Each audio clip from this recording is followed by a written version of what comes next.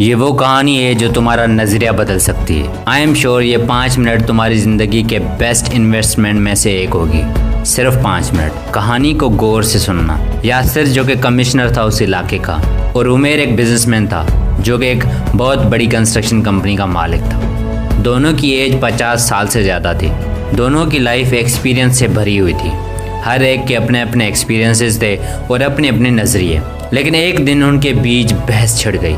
यासिर ने मजाक मजाक में कहा कि देखो, मैं लो मिडिल क्लास फैमिली से बिलोंग करता था। मेरा बाप एक किसान था और मैं आज एक कमिश्नर की सीट पे बैठा हूँ। हज़ारों लोग मुझसे मिलने आते हैं। मेरे पास पावर है, पुलिस है, सब कुछ है। तुम भी अगर मेरे साथ कमीशन की तैयारी करते तो कितना अच्छा होता। तुम भी मेरी तरह पावरफुल पोस्ट पर होते। उमेर ने कहा कि नहीं यासिर, मैंने जो किया अच्छा किया।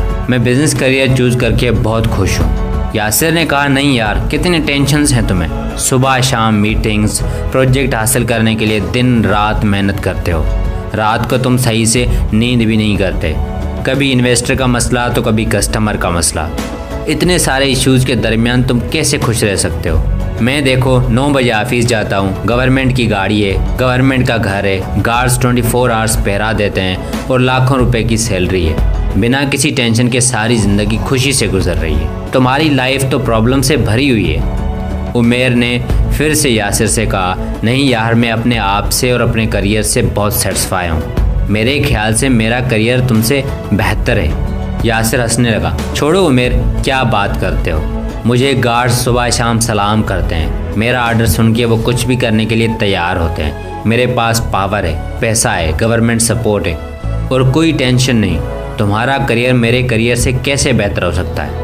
उमेर ने कहा कि पहले तो करियर इंटरेस्ट की बात होती है और मेरा इंटरेस्ट बचपन से बिजनेस में ही रहा है और इसलिए मैंने बिजनेसमैन बनने की ठान ली और आज मैं सक्सेसफुल बिजनेसमैन हूँ। हाँ, मानता हूँ कि इस करियर में बहुत ज़्यादा काम होता है, टेंशन्स भी होते हैं, लेकिन जिस हॉस्पिटल में तुमने अपने माँ बाप का इलाज कराया था उस हॉस्पिटल का प्रोजेक्ट मैंने कंप्लीट किया था और वो हॉस्पिटल किसी बिजनेसमैन की है। तुम्हें थोड़ी देर हो जाती तो कुछ भी हो सकता था। थैंक्स का उस बिजनेसमैन को जिसने तुम्हारे घर के साथ प्राइवेट हॉस्पिटल बनाए जहाँ पर हर फैसिलिटी तुम्हें मिलती है। यासिर, एक बात याद रखो, तुम्हारे आसपास जो भी चीज़ें दिखाई दे रही उसके पीछे होता है बिजनेसमैन। 5 मिनट में ऑफिस पहुँच जाते हो अपनी गाड़ी पर, वो गाड़ी बिजनेसमैन ने बनाई है। बहुत कंफर्ट फील करते हो ना, उस गाड़ी को कंफर्टेबल बनाने वाला भी बिजनेसमैन ही होता है। सुकून से एसी में बैठते हो ना, उस एसी को बनाने वाला और तुम तक पहुंचाने वाला भी बिजनेसमैन होता है। ये छोड़ो, मोर देन 90% टैक्सेस बिजनेसमैन देते हैं और उनकी टैक्सेस की वजह से तुम्हें सैलरी मिलती है। इन शॉर्ट, तुम्हें सैलरी बिजनेसमैन देते हैं। इसको भी छोड़ो, एक और फैक्ट बताता हूँ। मेरी कंपनी में 200 एम्प्लॉयज़ हैं। इसका मतलब समझते हो, 200 फैमिलीज़ मेरी कंपनी की वजह से चल रही हैं। वही फैमिलीज़ अपने बच्चों को स्कूल्स में पढ़ाते हैं और उनकी फ़ीस से टीचर सैलरी लेते हैं और वो अपना घर चलाते हैं। कहने का मकसद डायरेक्टली या इनडायरेक्टली मैं शायद 500 से ज़्यादा फैमिलीज़ को रोटी दे रहा हूँ। लास्ट मंथ जो मैंने मॉल बनाया था, जो तुम्हारे घर के पीछे वाली मार्केट में है, तुम्हें पता है उसमें कितने एम्प्लॉयज़ काम करते हैं और कितने बिजनेस चलते हैं उस मॉल में। मोर देन 2000 पीपल उस मॉल में काम करते हैं या बिजनेस चलाते हैं। मतलब कि 2000 फैमिलीज़ उस मॉल की वजह से चल रही हैं। हाँ, टेंशन्स होते हैं क्योंकि बिजनेसमैन के कंधों पर बहुत बड़ी जिम्मेदारियाँ होती हैं। हज़ारों फैमिलीज़ के खाने का ज़रिया हैं हम लोग। छोटी सी गलती हज़ारों लोगों को अनएम्प्लॉयड कर सकती है, इसलिए टेंशन होता है हमें। मुल्क के एक्सपोर्ट बढ़ाने वाला, उसकी इकोनॉमी को कंधा देने वाला होता है बिजनेसमैन। इसलिए टेंशन होता है कि हमारी छोटी सी मिस्टेक की वजह से हमारी कंट्री को कोई नुकसान ना पहुंचे, उसकी इकोनॉमी को कोई नुकसान ना पहुंचे। बिज़नेस एक ऐसा प्रोफेशन है जहां पर बिजनेसमैन चाहे कितना भी सेल्फिश क्यों ना हो, लेकिन वो अपनी कंट्री की इकोनॉमी को थोड़ा बहुत कंट्रीब्यूट लाजमी करता है। डायरेक्टली नहीं तो इनडायरेक्टली। किसी भी कंट्री की हिस्ट्री निकाल के देखो, तुम्हें उसकी सक्सेस के पीछे मिलेंगे बिजनेसमैन। अमेरिका आज क्यों पावरफुल कंट्री है?